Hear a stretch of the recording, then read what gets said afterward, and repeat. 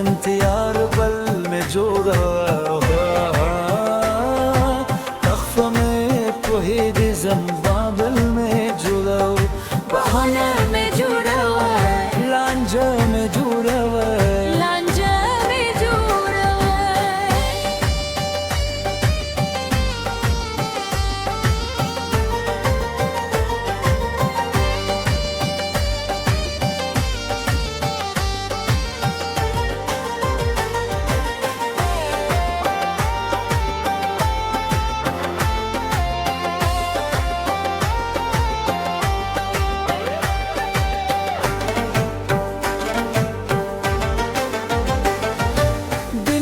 بقرا خبره ويوازي خبري إنا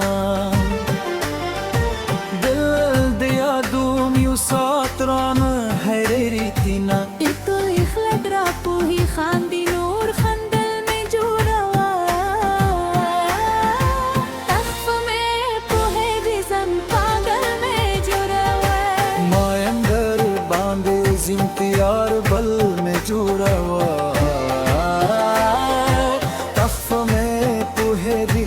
पागल में जुड़ा हुआ बहाना में जुड़ा हुआ लांजा में जुड़ा हुआ लांजा में जुड़ा हुआ।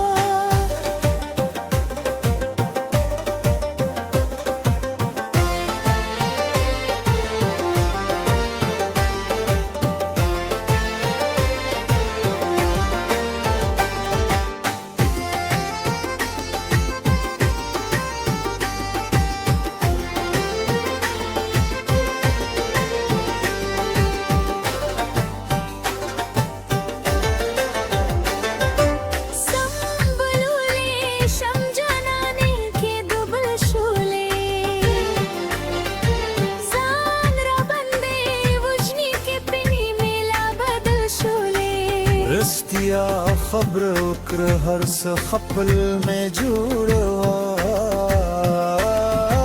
तख्फ में पोही की जन पागल में जुड़ा